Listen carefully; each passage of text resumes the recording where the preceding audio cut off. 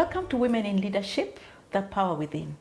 Now, this is a show where we explore the stories of the women at the top, how they got there, and the habits that keep them there. Today, we are in the hospitality industry, the business that really never sleeps. And we are going to be talking to Dorah Muchai Chombo. She's the division's rooms divisions manager at the Radisson Blu Hotel and Residence, Nairobi Arboretum. Welcome, my dear. Thank you, Julia. It's so nice having you. It's a pleasure. Welcome to Radisson Blu Arboretum. We are glad to be here. Thank you. Now, thinking about a business that does not sleep, how do you keep up with this business that does not sleep? How do you keep, Well, in a 24/7 industry, and most especially the hospitality, it's all about being intentional, just making sure you're recalibrating all the time, just pausing for a while, then you start again, meaning you just need to re-strategize. So you take rest? I take a rest, yes. Oh, wow. Yes. Okay. Thinking about hospitality, yes. Kenyan homes are known for good hospitality. Yes. Are there habits that you picked up at home or people in the home that helped you build on habits that have helped you in the hotel industry? Of course, I was born in a family of women. And it all started from the dad having to continuously support the girls. And of course, there was the aspect of respect, respect for others, and most importantly, caring for others and the warmth that we received, that I received, that has really shaped me as Dorah to whom I am today. Yes. And especially with the industry that I'm currently working for. Yes. Oh, okay. As a leader, some people say it's a lonely place. I do not know whether that is true or not true.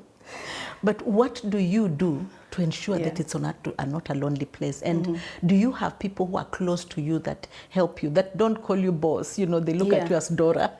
Of course, yes, leadership can be lonely. But again, it's intentional. I mean, you just need to take it one day at a time. And most importantly, again, from my values or where I picked my values from, I've learned to engage with all sorts of sets of people.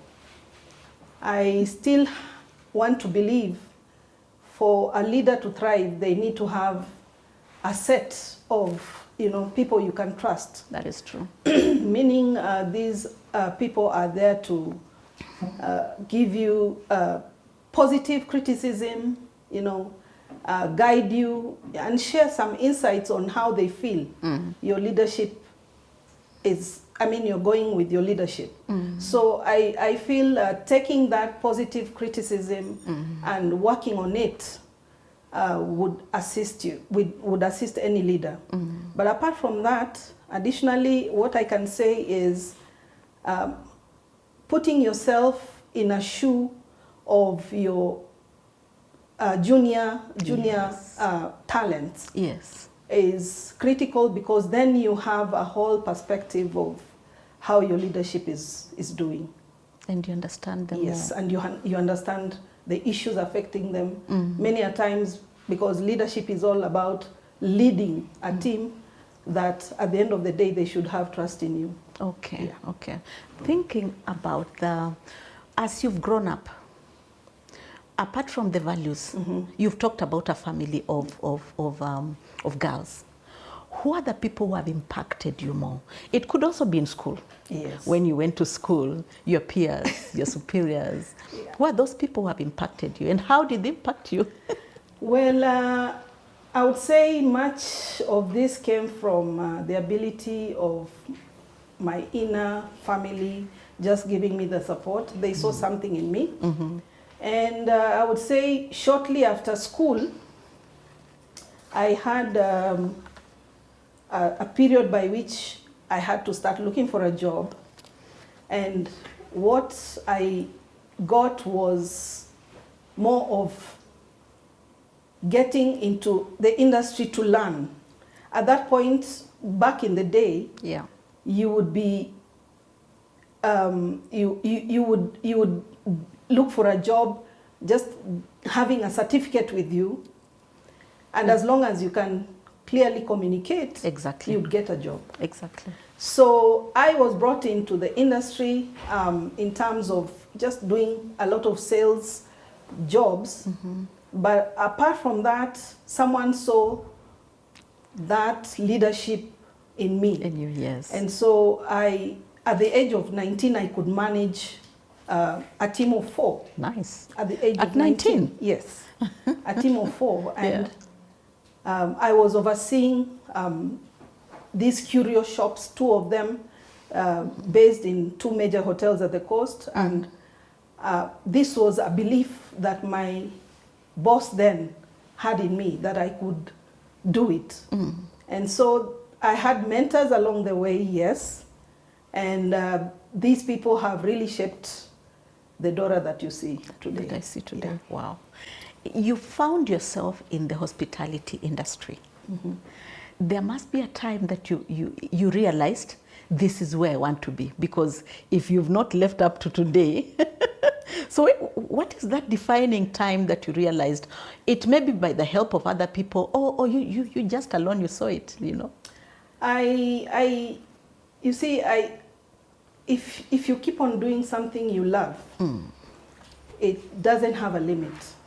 And so I believe the Dorah that started very young in the industry has been given a chance to grow along the way. I don't have a defining moment per se. Yeah. But what I know is I have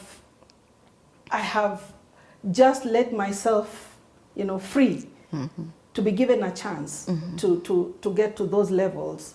And yes, at times it would be hard. It would come to a point where I feel, oh, I can't do this. But then there's someone behind me pushing and letting me be, Passion is something that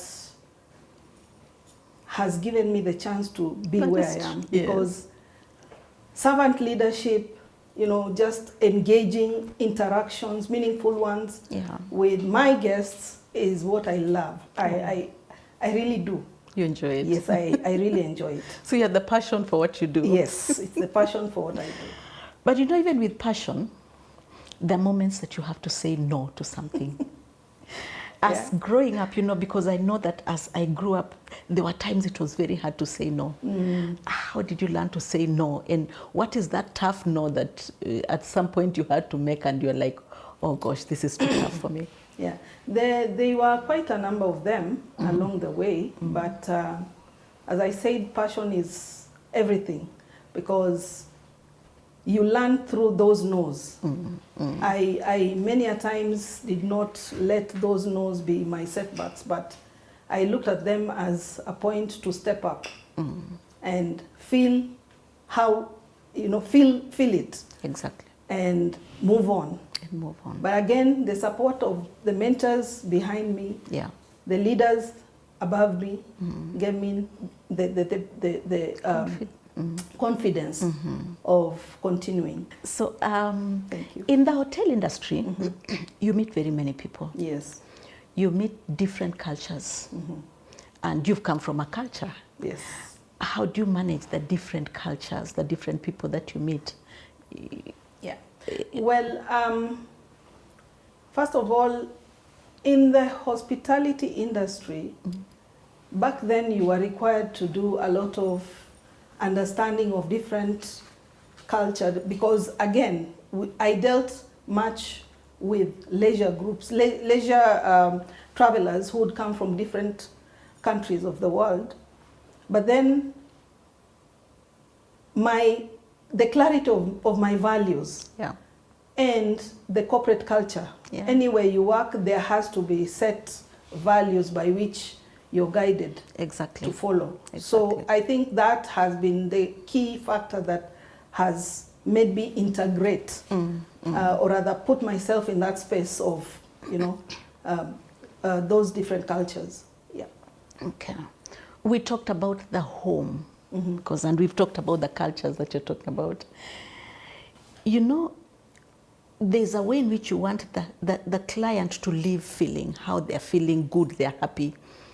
And there's also a way that you want to ensure how the staff feel. Because, it's been said that people do not resign from the organization, they resign from people. Yes.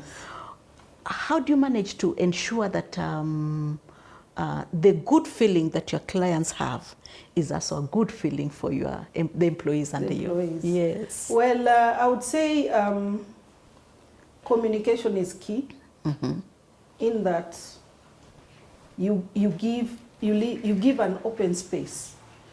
I have what we call open door policy, where anyone can walk into my office at any time, express themselves, okay? And because of my values, as I said, where I respect myself, I respect others, and also just caring for others has assisted me to be at that point where I have this set of people, whether it's the guest or my team members, freely, they can come out freely to let me know what they're thinking, what they're going through. Or they're going through. But more so for my guests, it's more of getting to understand the needs of my guests. In this case, proactiveness plays a very big role. And where you want to understand who this traveler is, I literally can tell you, a traveler coming from China, for example, what their needs are, automatically what their culture entails. And so that helps me to maneuver or even get to set up a certain procedures and processes in place in order to make that particular traveler comfortable. And so for me, guest experience is very key, very key. And that I have done consistently, including the team members as well. So this is something that I keep on calculating into the team members. I like that, because you're talking about how you make the clients happy. I was still trying to see how the employees who work under you, how do you get to help them be comfortable? Okay. Just the same way that you're getting the cultures of the different clients. Yes. How do you get to deal with my team members? Yes. Well, I would say what has really assisted me is not being Dorah as a boss, but being Dorah as a leader, where I lead by example. So, for example, there's some things to be done for the day. I would really be down there just to give them directions. In as much as I will delegate, but follow through, follow up, this gives the team confidence that they have someone who is constantly checking on them. Exactly. And instilling that confidence also in them. So by doing so, you find that the team members will be very accommodating, and at the same time sharing whatever they feel need. Because again, creativity may be something that is in someone, but they've never been given that chance. So I give that chance to them, and at the end of the day, it's the results that we get. Oh, wow. Yeah. Oh, that's nice. Yeah. So you've talked about your passion. You're so passionate about hospitality, and I can see it on your face. But there must have been a moment when you almost wanted to give up. Have you ever felt like giving up? Have you ever felt discouraged? Yes, I've had one major one was during the COVID pandemic, where, you know, with the hospitality industry, it's seasonal at times. And it's highly impacted by the ongoing environment, and quite a number of times you'd find hotels would close for some reason. So I was one of the persons who was greatly affected during COVID. And to be honest, I was not seeing myself coming back, but then due to my experience, someone came knocking on my door and saying, why don't you come back? So I had to, you know, now refocus from what I did during COVID and now coming back into the industry. So I think that was a moment where I felt, no. You wanted to give up. Yes, I wanted to give up. But then what still drives me going on again is bringing those young leaders or bringing those young people into the space to understand what hospitality is all about. I still feel I have a role to play. Yeah, so that is how I came back. I bounced back, and yes. I hear you. But you must have been discouraged. You must have wanted to give up. But you're such a passionate person. So are there ways in which you still were able to help those who are under you? Because even when you're quitting, there are people that you might be talking to and encouraging. Did you have moments of encouraging other people? Yes, yes, especially my younger supervisors who were mostly women. They could easily always call me and say, Dorah, what is happening? You know, and encouraging myself and encouraging them was something that I consistently did. Yes. And then finding myself back again. I think that was something that was of great courage to most of them. Yes. That's quite something, because it's hospitality is that place where one time you have many clients, next minute you do not have clients at all, you know. Maybe there's a shabab, there is, you know, Well, that is much of how our industry is affected by this either political instability. Of course, that is there, and this is something that I would tell the upcoming leaders in the industry to make sure that it is constantly, they constantly put this in their minds, that our industry is so perishable that a small inch of something would change everything. And so it's just being resilient and making sure the encouragement comes along the way for them. Yes. In crisis, people want to hear the voice of the leader. Yes. You've talked about communication. Yes. And I want you to talk into the voice of the leader during a crisis. How powerful is it? And even just, again, you've said communication is very important. So how do you communicate and how do you... Okay. In times of crisis, obviously a leader is required to be as calm as possible. Yes. And encouraging the team always to follow the laid down procedures. But while leading the team. You see, in cases where you have processes laid down, it's easy to overcome crisis, because then everyone knows where their role entails.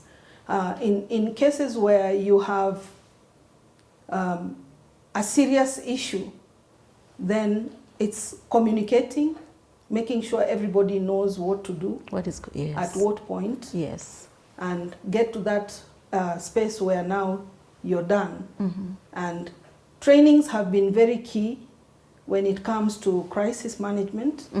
I have been at the forefront in making sure that everybody understands what their role is when it comes to that time, when they are required. How to handle what? How to handle the crisis, yes. Okay, okay. Oh, interesting. Now, even as you communicate, Yes. you communicate down as you are delegating. You've talked about delegation, but I want to see, how have you been delegating? How do you delegate? What are the challenges of delegating? How do you delegate and ensure people carry out the assignments you've given them the way you expect them carried out? Good. Yes. Within a team, you as a leader, and this is what I've always done, and it has been to my advantage many times, is to identify the weaknesses and the strengths of each person in the group, in the team. And with that, it makes your work easier when you're delegating. You know what, who does what better than the other. So delegating is all about ensuring that you're loosening up from your end and making sure that this work that you have delegated will be done to its completion, but at the same time giving the support. So the gaps have always been there, and you try and fill those gaps as you go along. But again, empowering the team is very, very key, because in as much as you delegate, you also make sure the right things have been done. And you're giving that space to someone to think, to re-strategize on their own and come up with solutions. So, yeah, delegating has been very key. So in a sense, you have the eyes to see excellence in people. Exactly, exactly. And I still insist on attention to detail, where, you see, the industry we are working for is more of experiences. That we say every moment matters in this case for every guest. And so you have to make sure the team members are well aware of what is expected of them and the expectation of the guest. So that experience then is rolled out automatically. Communication is the most important thing in this. That is true. Yes. I really like that you say that they know what is expected of them, so that even you're yeah, you have to set your expectations. Yes. And being that many a times you feel probably the morale is low for these team members, you just need to make sure that they understand what their role is. At the end of the day, we have what we call briefings. Yes. In that space, this team member is given information pertaining to what the day ahead looks like. So you are actually setting those expectations way early for them to execute what needs to be executed. Okay. Yeah. Okay. I appreciate the fact that you've said it's like you're modeling. Yes. Modeling, you know, how it's expected, you know, and even as you communicate. But hotel industry is high pressure industry. Yes. The client is always right. Yes. And the clients are high there. You know, they are sometimes very important people. Yeah. How do you maintain the calmness? Well, the calmness is more of,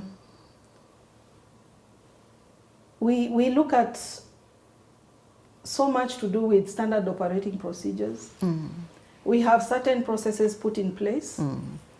First of all, to identify who this VIP is. The pressure is there.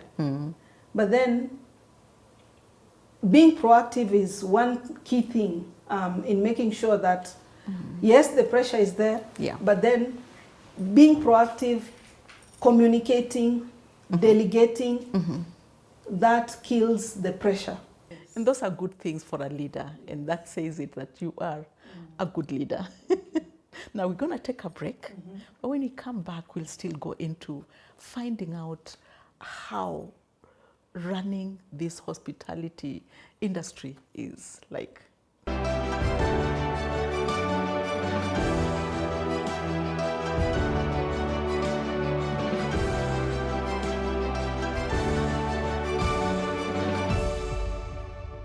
Welcome back to Women in Leadership, the Power Within. We are talking to Dorah Chombo, the Rooms Divisions Manager at the Radisson Blu Hotel and Residence, Nairobi Arboretum. Karibu sana tena. Thank you, Julia. Thank you so much. It's such a joy having you, and I'm enjoying talking to you. The pleasure is all mine. Thank you. Now, we talked earlier about mentorship. And when you look at mentees or young people and you're looking at them, and what is that trait that when you see in a person, you are like, this is what I want to see in a young person? Thank you. I want to see more of ownership, resilience, accountability. This is a person expected to run the show at some point. So someone who is quick to communicate. Yeah, that sort of a person is what I'll be looking at. Yes. So you want people who have accountability, they can accept their mistakes. Yes, ownership. Ownership. Yes. Oh, that's interesting. That's important. Very important. Very key. Very Yeah. key. Yeah. Yes. Oh. Yeah. Now, this is Women in Leadership, the Power Within. Yes. And we are interested in women. We are interested in how women, how they are taken care of, how they grow into leadership positions. Yes. And there's this program that you have for Sheila Bell. Yes. Would you tell us something about it that helps the women? Well, the Sheila Bell program is, its main objective is to make sure that women travelers feel comfortable in the spaces in hotels. And so I have been part and parcel of rolling this program, and considering the demography of travelers currently worldwide, women seem to take the center stage in terms of traveling around the world. Yeah. So we are increasingly seeing those women either visiting hotels, and you will be surprised, even the people who book them into those hotels are women. Yeah. So I have been part and parcel of walking the journey with women travelers in making sure there's enough safe space within the hotel. So in this case, from the time my woman guest or a lady guest checks in, I am assured, or rather they are assured, that the room they have been assigned is at it is at a space where they will feel comfortable. I provide amenities, extra amenities for that woman traveler. Excuse me.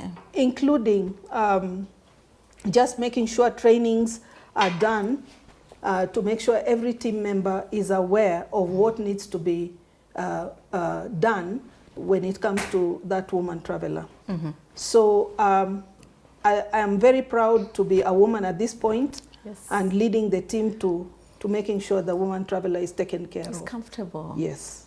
And talking about women leaders, talking about you as a woman leader, how do you balance? How do you balance your life to see that instead of being drained, you are refueled? I would say in everything I do, I have to take time off. I have to reset. It's more of just giving myself that period of time where I'm actually sitting at a space where I'm relaxing, but again resetting myself to the next session or next period of my work. So I would say it's more of balancing and making sure that it's not a draining affair. But again, if you have a purpose-driven, or rather being intentional with what you do, obviously then that leads to recalibrating and eventually finding yourself back afresh. So yes, work-life balance is something that isn't much considered in many spaces, but I feel in a 24/7 industry, of like course, this one, yeah. that is very key. Because at the end of the day, the performance is expected, the results are expected, and also for my guests, value for money is expected. So you just sit back, reset, and go back with a proper other way of, you've now thought strategically on what to do next. You yes, refueled. you refuel, yes, Okay. exactly. All right. Yeah. In a culture like ours, we like to show off our culture. We talk about the Maasai, we talk about, even the Kalenjin, the way they do their things, Yes. the Kikuyus in their brown. Yes. How do you showcase to your guests? How do you ensure that, Okay, yes, I am proud to be who I am. And with the African roots, of course, showcasing what we are made of, or what we are capable of. That brings the aspect of integrating with communities. You have the values that are in place. And so making sure that this space that we have created allows any other person to be part of. So we have been brought up I have been brought up in a space where sharing and making sure that I am proud of who I am is showcased. Yes. So you will find that on a global scale, for example, anyone coming into my space, I'll make sure they understand a few words of my language. Yeah. Or even, yes, for them to feel part and parcel of who I am. We can't overemphasize the communication. Yes. We can't overemphasize, because that is like you said, what helps us, to get our communication around. Yes. But how again do you do it to ensure that your team is always on the same page? Yes. Well, it's all about internalizing the vision of the company, the roadmap, and making sure that everybody understands their role in where we want to be, you see. So a lot of trainings have to take place, including key things where you feel there's some laxity. Exactly. You have to make sure that is communicated clearly to that team member. And I've always had one-on-one conversation with team members where I get to understand what their challenges are in achieving certain goals and objectives. And based on that, you're then able to assist them. Yeah.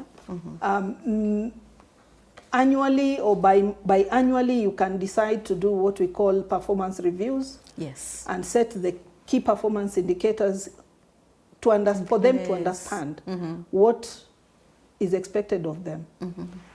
That growth is very key when it comes to communication, because you as a leader, you have to be at the forefront to be able to give to set your expectations, at the same time follow up on the same.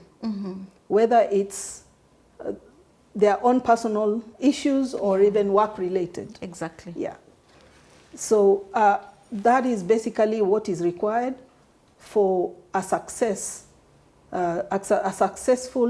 kind of implementation of the vision that you have. Yes. So basically what you're saying is that you tell them what is expected of them. Yes, you must. And what decides whether they have done it well or not, the indicators. Yes. Okay, all right. And follow and give the results. Okay. Yes. All right. And do you have a rewarding system for yes, employees who do well? Yes. That has to be there, because then that motivates them through and through. Because as I said, communication is you could do that in many ways. Absolutely. You can decide to sit with a person, just tell them how they've performed, but it's equally important that the world sees. Exactly. And so I believe this is something that I consistently vouch for, and I do. We have what we call communication meetings, and these meetings allow me to give information, communicate, reward, by acknowledging that someone has done over and beyond what they're expected to do. Yes. And so that is something that is consistently done, and I do it religiously. How do you define success? Success to a leader is all about the growth of a team. Who are you bringing out in terms of mentoring and coaching? Who is this person coming out to be? Yes. Yeah, so the outcome really is what I can define as a success. Bringing out professional leaders, people who are passionate with what they do, and that consistency and resilience is also required in this case. If you were 19, what would this Dorah tell the 19-year-old Dorah about life, about growing into leadership positions? Yes. I think if I was to go back and tell myself, I would be more of Dorah, just be encouraged. You can do it. Resilience, accountability, ownership, integrity. Those are the key aspects that I would be telling Dorah, right from the start. Because in this day and age, we still have biases. Yes, we do. Yes, we do. And where someone is biased in terms of gender, yes, of course, as a woman leader, I would vouch for doing more, doing something extra. Yeah, and more so just being passionate. Okay. Yeah. There's room for being vulnerable when you are a leader. As a leader, first of all, as I mentioned before, it's really important to have peers and also mentors. As a leader, you don't have to sit and assume you know it all, but you require someone at the back to tell you that this should have happened this way, or this is how you can do it. I still, up to today, feel I'm not as perfect, and I still have a lot more. They say learning starts from the womb and ends in the tomb. So up until that time, I believe is when the learning stops. I still need people to have, to give me a shoulder to lean on at any given time. Yes. And so for my team members, I've always had the open door policy where someone can just walk in, tell me what it is, and I'll be very happy to, to share my experiences and more so try and assist them walk through the vulnerability journey in this case. Yes. Okay. The hotel industry is, like we said, it's a place where you hardly rest. Yes. It's a place where when clients are coming, they have to be happy about the services. I would want to know what sort of preferences do they have after explaining all what I have in terms of my product. From there, they will tell me this is what I prefer having, or this is what I would have wanted. Yeah. Including what sort of special moments are they having during their period here. Exactly. So with all that information, which is what I mentioned before, being proactive, just doing things ahead or making sure you have more information prior to the guest arriving makes it easier for you to, you know, present and give those experiences that they expect. Exactly. Yeah, because if you don't ask the necessary questions, you may not provide that service that they expect. Yes. So you need to be ahead of them all the time. Secondly, communication again. Communicating to the team, either using the system or just the normal briefing that I would want to do to make sure that I'm providing the information way ahead before the guest comes is very key. It's very key. Yeah. So if someone is, for example, celebrating a birthday, I would want them to arrive and have people sing for them. But there are moments when clients come and the hotel is fully booked. How do you handle a crisis like that? Because, you know, we've talked about a crisis, like the crisis of COVID-19. But there's this crisis of the rooms are fully booked, you know. And you do not want to lose that client. Again, communication. And planning ahead. Planning ahead is very key, where you're actually seeing on a certain day you're fully booked and you don't want to, you know, to lose your client. It's just communicating on time and also planning for other accommodations elsewhere. And meeting the guest on arrival and ushering or even escorting them to that place. You know, it's all about how you handle the guest at that particular time. For me, I think it's just the preparation that is required and communicating effectively. These things happen all world over. All the time. All the time. And this is something, if you ask any hotelier anywhere, anybody in this industry, they will tell you. That happens with airlines as well. Everywhere. So expectations would always be there. Even for that frequent traveler, they have once or twice gone through such. But again, it depends on how the mode at which you're handling. I mean, the way you're handling this person really, really matters. You don't have to wait for them to come and then start mentioning. You have to be ahead of them. Call them, inform them, and make sure you make the necessary planning to relocate them. You know, when you talked about relocating them, you bring on board relationship. How do you relate with other hotels? Because you see, that's your competitor. So you are giving your guest to another. So how do you relate with the other hotels to remain? As hotels, we build those relationships. Obviously, there's the aspect of the client has booked for. They have a reason why they have booked your hotel. So then you have to have an option that matches the standard of your hotel. So that is first thing that you need to look at. And based on that, we have built connections. We have built meaningful ones with other hotels, whereby in case of such a crisis, you then go to them with preconditioned, you know, there are conditions that have already been set. So the same happens to crisis as well. For example, God forbid, something happens here. I know for sure today, if something happens, I know already where I'm relocating my clients to. It is a process that is already in place.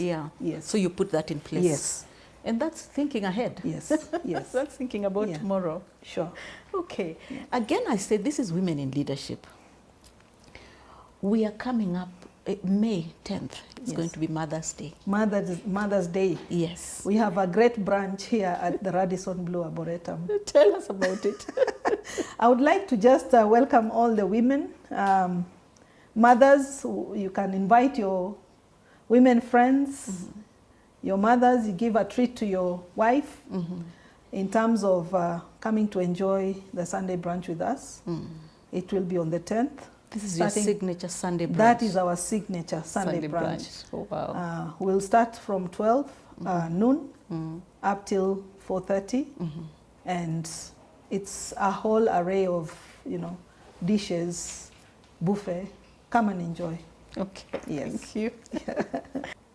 Now, Dorah, I want you to give us about 3 or 4 lessons that you've learned, or lessons that you'd want people coming up as leaders, those lessons that you'd want them to have, and you could actually look into this camera and tell us those lessons. Okay. Yes. So thank you once more. There are quite a number of challenges a woman leader would go through, or aspiring women leaders, because then you have to juggle between family and work.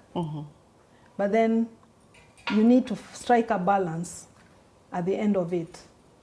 What I would want to advise young women in the industry is to have that purpose-driven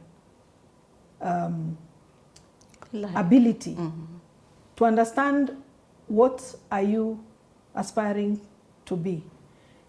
One, as I said, accountability is key.